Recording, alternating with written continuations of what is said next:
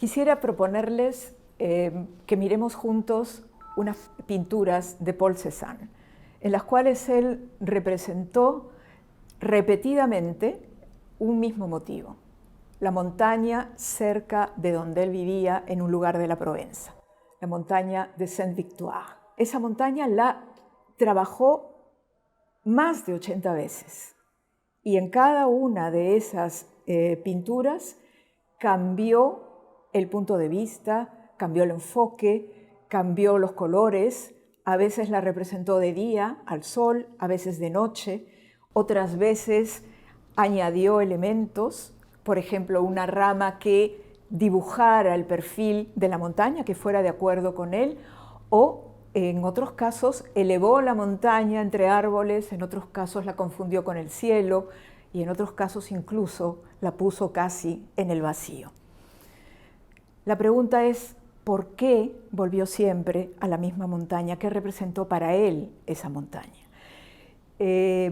Podría, en cierta medida, pensarse que esa montaña es una representación de su manera de ver el arte, ¿no?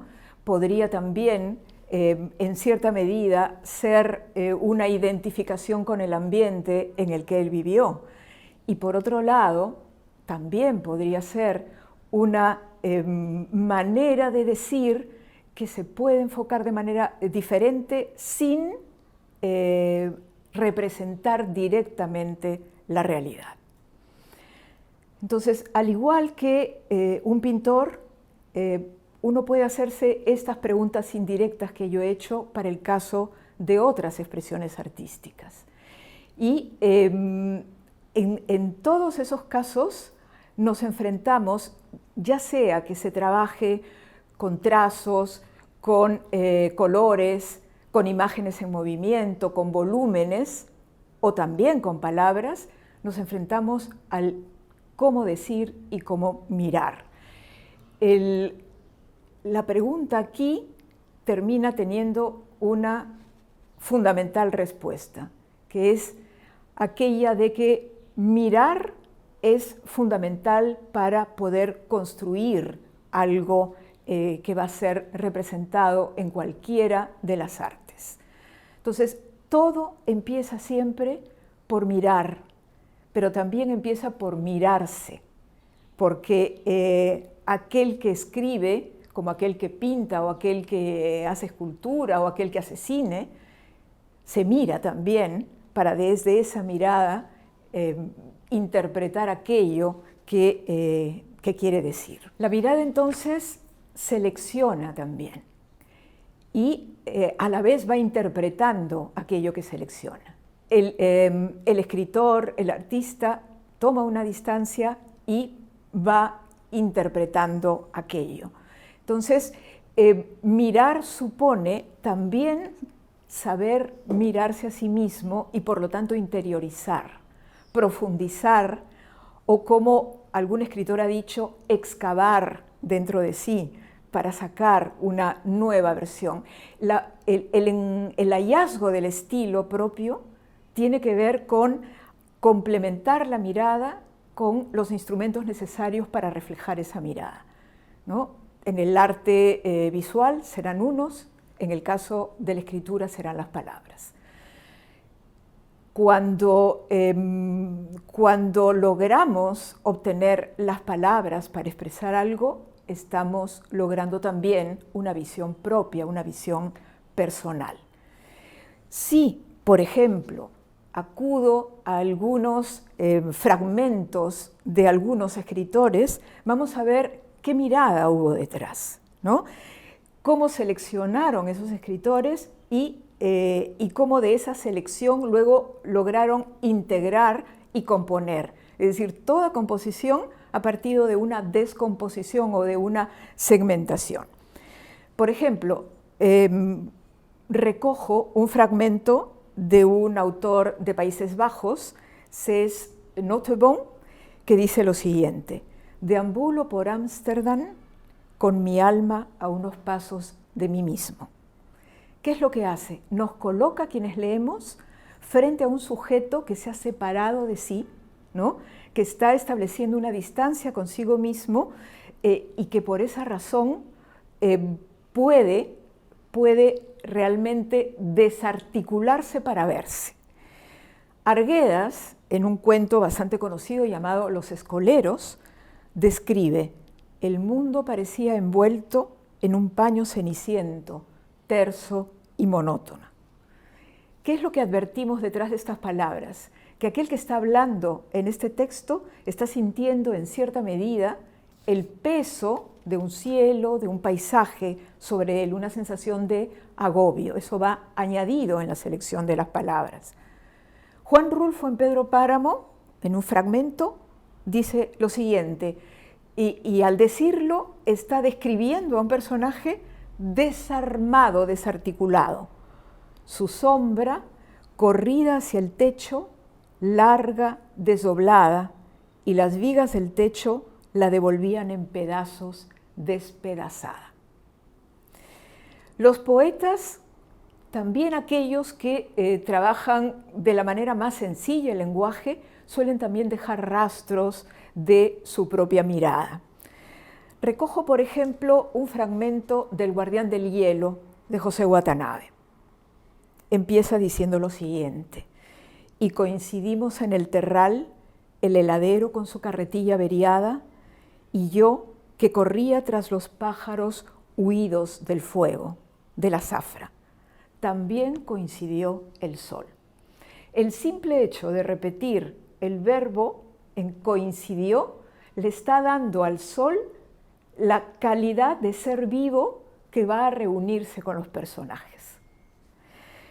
Y Javier Sologuren, por ejemplo, en un poema llamado La tarde, dice en un determinado momento: me hallo atisbando madrigueras del tiempo ya perdidas. ¿Qué es lo que ha seleccionado, qué es lo que ha buscado Sologuren aquí? Con dos términos. Con el verbo atisbar propone una mirada hacia aquello que casi no se ve, que hay que mirar por una pequeña mirilla de repente. Y con el término madrigueras está proponiendo una idea de un mundo o un tiempo, puesto que está hablando de tiempo, un tiempo que es un refugio, ¿no? Y por lo tanto no se limita a decir simplemente que se remonta al tiempo pasado. Y si vamos a recordar, por ejemplo, unos versos de Blanca Varela en Concierto Animal, ella dice en algún momento: la mirada que soy entorna la puerta. Mirar primero y adecuar las palabras a esa mirada, a la circunstancia de esa mirada después. Este es el procedimiento, ¿no? Entonces, el mundo desde el cual se mira, el mundo en el que vivimos, el mundo en el que vive el escritor, se va a reflejar de alguna manera en aquello que escribe. Ese mundo va a ser modificado por la mirada. Y en cierta medida, esa mirada de quien escribe, lo que va a lograr también, a través de esa profundización en el propio yo del que hablamos, o al que me refería hace un momento, va a lograr reflejar en el lenguaje la posibilidad de que el lenguaje literario, quiero decir, se convierta en una revelación. El poeta irlandés que ganó el premio Nobel en 1995, Seamus Heaney, entendía en uno de sus ensayos la poesía como revelación del yo a uno mismo.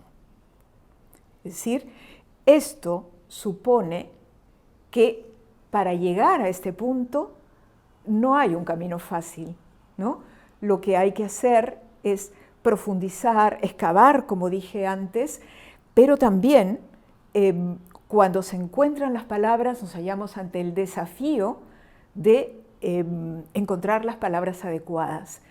Y ese desafío muchas veces deja insatisfecho. Esto es algo que se comprueba en muchos escritos de distintos escritores. Entonces, en el ejercicio de la escritura literaria, lo que vamos a descubrir es que la palabra es mucho más que el lenguaje. La palabra tiene el don, por ejemplo, de ser evocadora, tanto para quien escribe como para quien lee esas palabras escritas por otro.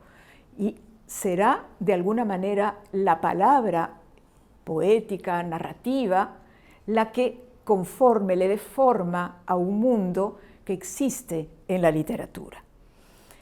Como Cézanne, para el caso de la pintura, los escritores pueden volver una y otra vez sobre el mismo motivo, siempre y cuando lo hagan renovando la mirada cada vez que observan ese motivo.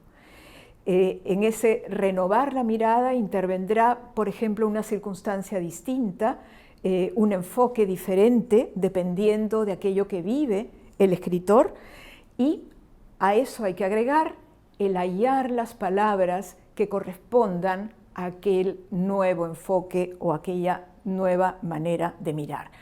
Por lo tanto, cada vez que vuelva al motivo, eso que dirá será otro, no será la representación de la realidad. Quiero cerrar justamente esta reflexión recordando las palabras que el propio Cézanne enunciaba para este ejercicio, ¿no? Dedicadas a este ejercicio. Él decía, mirar con ojos nuevos.